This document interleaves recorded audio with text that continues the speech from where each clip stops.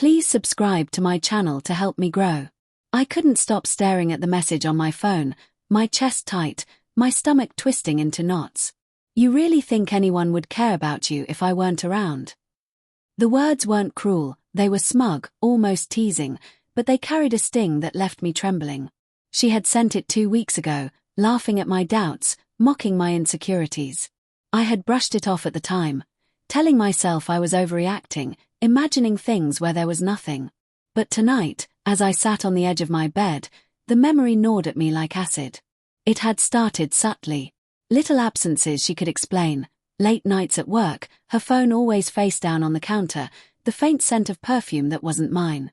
Each time I confronted her, she smiled and rolled her eyes, calling me paranoid. Don't be ridiculous, you're imagining things. And I had wanted to believe her. I wanted to trust her. 2 nights ago, I had gone to surprise her at her office. The elevator ride up was unbearably slow, each ding marking a heartbeat I could feel in my throat. I had imagined opening the door and catching her alone, safe, the way she promised she would always be. But what I found made my stomach lurch like I'd swallowed stone. Her office was dark, the overhead lights dim. I could hear muffled laughter before I even reached the door. Peeking through the frosted glass, I saw her, leaning too close to a man I didn't recognize, their heads bent together, whispering. She laughed, that same mocking laugh that had haunted me in my messages, her hand brushing against his in a way that made my skin crawl. My vision blurred. I pressed my hands against the glass, trying to steady myself, trying not to scream. For a moment, I wanted to leave, to pretend I hadn't seen anything. But the rationalizations that had kept me blind for weeks shattered in that instant. I stepped back, and my heart caught when she glanced toward the door, eyes sharp, sensing something. My presence wasn't yet known, but I felt exposed, vulnerable, like a child caught in a lie. The next day, I confronted her, not with anger, but with a trembling, raw sorrow that seemed to drain the color from my face. Who was he? My voice was barely a whisper. She looked at me, amused, almost disdainful. Who are you talking about?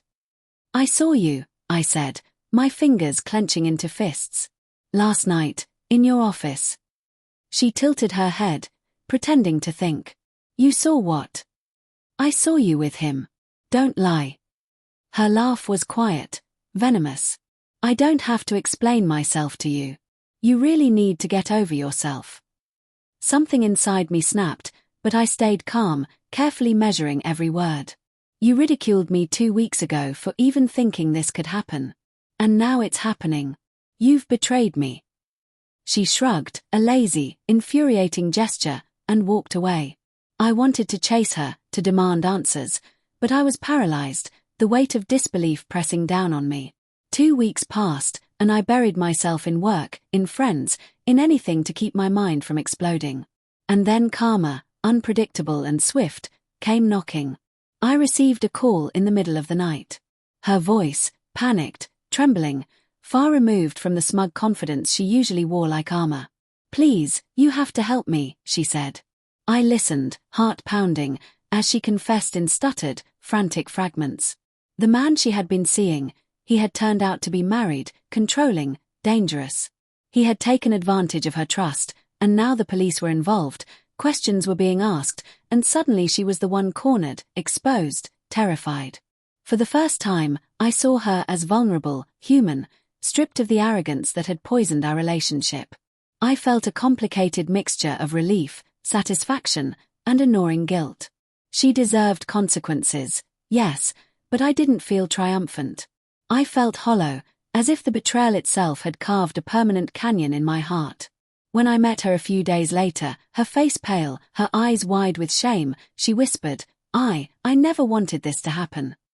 I wanted to scream, to tell her that her choices had ruined something irreplaceable, but the words wouldn't come. Instead, I just looked at her, seeing the guilt etched into every line of her face, and finally understood that some lessons come with no easy closure. I hope you understand, I said quietly, turning away. That trust isn't something you can throw away and expect it to return. She didn't respond. She didn't need to. The silence was louder than any confession, heavier than any scream. I walked away, the sting of her betrayal still burning, but with a strange clarity. Some justice had arrived, yes, but it didn't erase the scars she had left behind. That night, I slept with a strange mixture of sorrow and relief. Betrayal had shattered my trust, but it had also illuminated my own strength, the unyielding truth that I would survive even the cruelest treachery. And though her laughter had once haunted me, it no longer had power. Karma had knocked, and she had answered. But the rest of my life, my healing, was mine alone to reclaim.